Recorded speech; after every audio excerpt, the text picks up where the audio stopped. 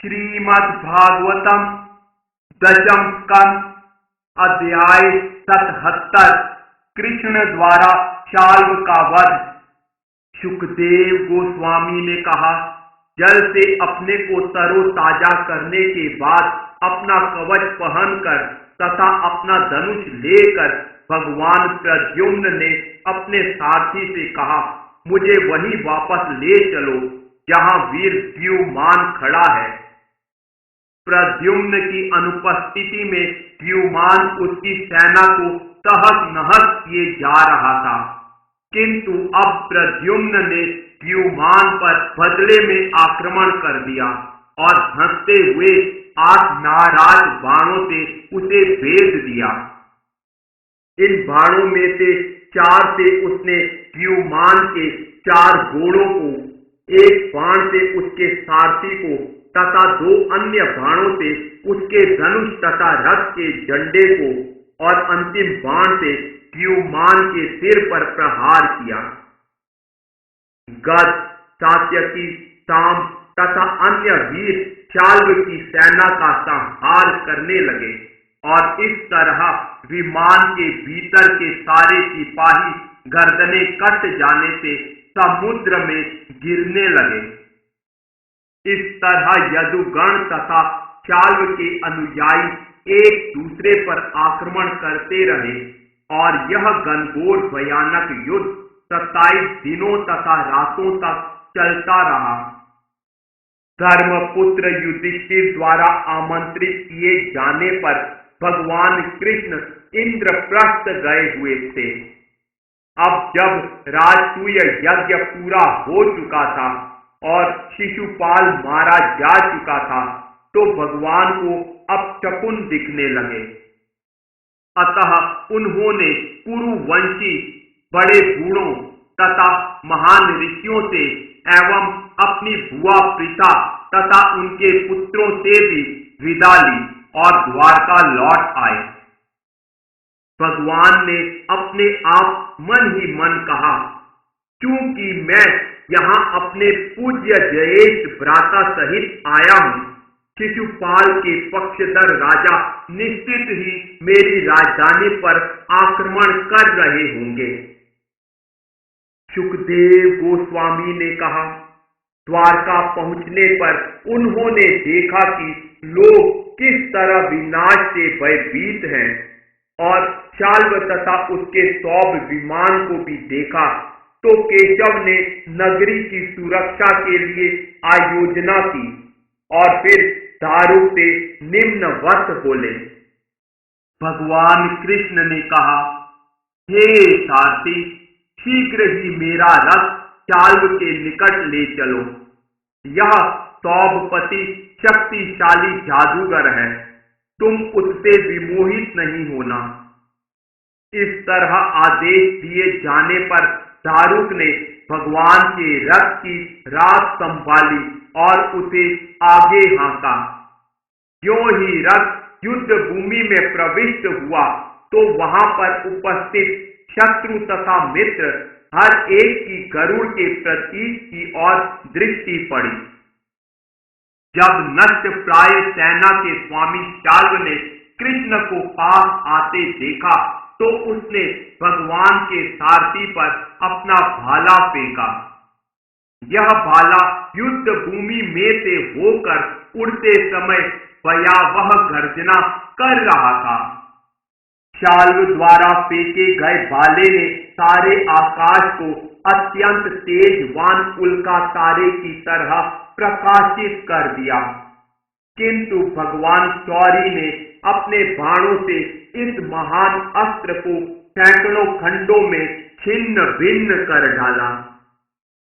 तब भगवान कृष्ण ने शाल्व को 16 बाणों से भेद दिया तथा आकाश में इधर उधर घूमते हुए सौभ विमान पर बाणों की वर्षा से प्रहार किया।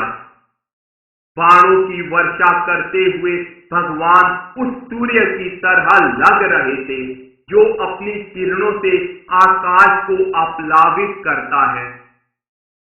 तब शाल्व ने भगवान कृष्ण की बाईं बाह पर प्रहार किया जिसमें वे अपना चारटंग धनुष पकड़े थे। विचित्र बात यह हुई कि यह धनुष उनके हाथ से गिर गया। जो यह घटना देख रहे थे वे सब हाहाकार करने लगे। तब सौभ के स्वामी ने जोर जोर से गरज कर जनार्दन से इस प्रकार कहा। शाल्व ने कहा, रे मूर्ख, क्योंकि हमारी उपस्थिति में तुमने हमारे मित्र और अपने ही भाई शिशुपाल की मंगेतर का अपहरण किया है और उसके बाद जब वह तर्क नहीं था तो पवित्र सभा में तुमने उसकी हत्या कर दी है। इसलिए आज मैं अपने तेज बाणों से तुम्हें ऐसे लोक में भेज दूंगा जहां से लौटना नहीं होता। यद्यपि तुम अपने को अपराजेय मानते हो, किंतु यदि तुम मेरे समक्ष खड़े होने का साहस करो तो मैं तुम्हें अभी मार डालूंगा। भगवान ने कहा, रे मूर्ख, तुम व्यर्थ ही डींग मार रहे हो, क्योंकि तुम अपने निकट खड़ी मृत्यु को देख नहीं पा रहे हो। असली वीर कभी अधिक बातें नहीं करते, अपितु कार्य करके अपना पौरुष प्रदर्शित करते हैं। ऐसा कहकर क्रुद्ध हुए भगवान ने भयावनी शक्ति तथा अत्यंत वेग से अपनी गदा घुमाई और उसे शाल्व के कंधे की हड्डी पर दे मारा, जिससे वह छटपटा उठा और रक्त वमन करने लगा। लेकिन भगवान अच्युत द्वारा अपनी गदा वापस लेते ही शाल्व दृष्टि से ओझल हो गया और उसके एक पल बाद एक व्यक्ति भगवान के पास आया। उनके समक्ष नतमस्तक होकर उसने कहा, मुझे देवकी ने भेजा है, और रोते हुए उसने निम्नलिखित शब्द कहे।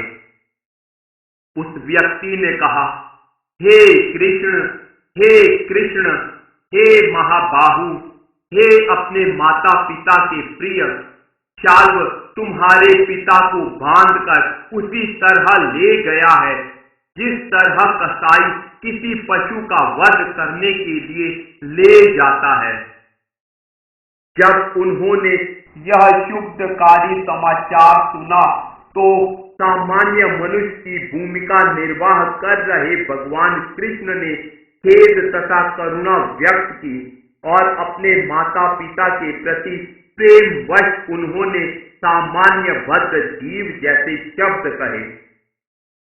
भगवान कृष्ण ने कहा, बलराम सदैव सतर्क रहने वाले हैं और कोई देवता या असुर उन्हें पराजित नहीं कर सकता, तो यह शूद्र शाल्व किस तरह उन्हें पराजित करके मेरे पिता का अपहरण कर सकता है। निसंदेह भाग्य सर्वशक्तिमान होता है। जब गोविंद यह शब्द कह चुके तो भगवान के समक्ष वसुदेव जैसे दिखने वाले किसी पुरुष को लेकर सौभपति पुनः प्रकट हुआ। तब शाल्व ने इस प्रकार कहा। शाल्व ने कहा, यह रहा तुम्हें जन्म देने वाला तुम्हारा पिता, जिसके लिए तुम इस जगत में जीवित हो। अब मैं तुम्हारी आंखों के सामने इसका वध कर दूंगा। रे मूर्ख, यदि तुम इसे बचा सको तो बचाओ। इस प्रकार भगवान की हंसी उड़ाकर जादूगर शाल्व अपनी तलवार से वसुदेव का सिर काटता हुआ प्रतीत हुआ। वह उस सिर को अपने साथ लेकर आकाश में मंडरा रहे सौभ यान में घुस गया। भगवान कृष्ण स्वभाव से ही ज्ञान से परिपूर्ण है और उनमें असीम अनुभूति की शक्ति है, तो भी प्रियजनों के प्रति महान स्नेह वश एक क्षण के लिए वे सामान्य प्राणी की मुद्रा में लीन हो गए। लेकिन उन्हें तुरंत ही स्मरण हो आया कि यह तो मय दानव द्वारा सृजित आसुरी माया है जिसे शाल्व काम में ला रहा है। अब असली परिस्थिति के प्रति तर्क भगवान अच्युत ने अपने समक्ष युद्ध भूमि में न तो दूत को देखा न अपने पिता के शरीर को। ऐसा लग रहा था मानो वे स्वप्न से जागे हों। तब अपने शत्रु को अपने ऊपर सौभ यान में उड़ता देखकर भगवान ने उसे मार डालने की ठानी। हे राजऋषि, यह विवरण कुछ ऋषियों द्वारा दिया हुआ है, किंतु जो इस तरह अतार्किक ढंग से बोलते हैं वे अपने ही पूर्ववर्ती कथनों को भुलाकर अपनी ही बात काटते हैं। भला शोक, मोह, स्नेह या भय जो कि अज्ञान जनित है किस तरह से अनंत भगवान को प्रभावित कर सकते हैं, जिनकी अनुभूति, ज्ञान तथा शक्ति सारे के सारे भगवान की तरह ही अनंत हैं। भगवान के भक्तगण भगवान के चरणों पर की गई सेवा से प्रबलित आत्म साक्षात्कार के कारण देहात्मक बुद्धि को दूर कर देते हैं, जो अनंत काल से आत्मा को मोहग्रस्त करती रही है। इस तरह वे उनकी निजी संगति में नित्य कीर्ति प्राप्त करते हैं। तब भला वे परम सत्य जो कि समस्त विशुद्ध संतों के गंतव्य है, मोह के वशीभूत कैसे हो सकते हैं। जब शाल्व बड़े वेग से उन पर अस्त्रों की जड़ी लगाए हुए था, तो अमोघ पराक्रम वाले भगवान कृष्ण ने शाल्व पर अपने बाण छोड़े, जिससे वह घायल हो गया और उसका कवच, धनुष तथा मुकुट का मणि ध्वस्त हो गए। तब उन्होंने अपनी गदा से अपने शत्रु के सौभ यान को छिन्न भिन्न कर डाला।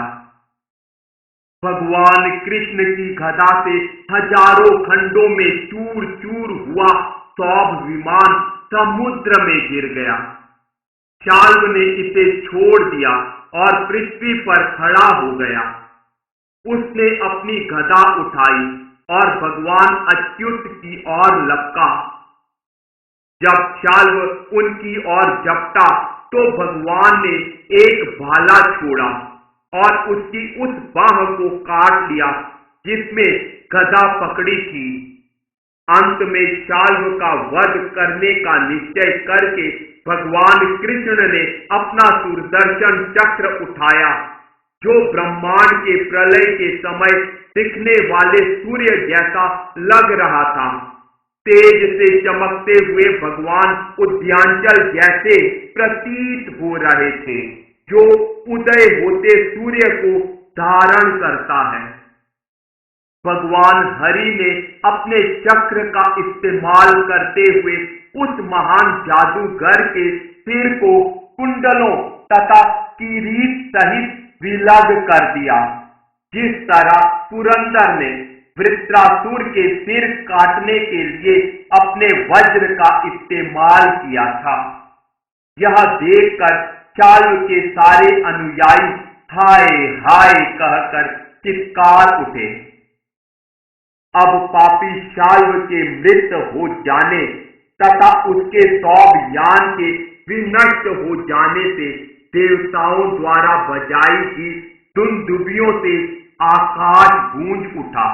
तब अपने मित्र की मृत्यु का बदला लेने की इच्छा से दंतवक्र ने बहुत कुपित होकर भगवान पर आक्रमण कर दिया। इस प्रकार श्रीमद् भागवत के 10वें स्कंद के अंतर्गत कृष्ण द्वारा शाल्व का वध नामक 77वें अध्याय के श्रील भक्ति वेदांत स्वामी प्रभुपाद के विनीत सेवकों द्वारा रचित तात्पर्य पूर्ण हुए।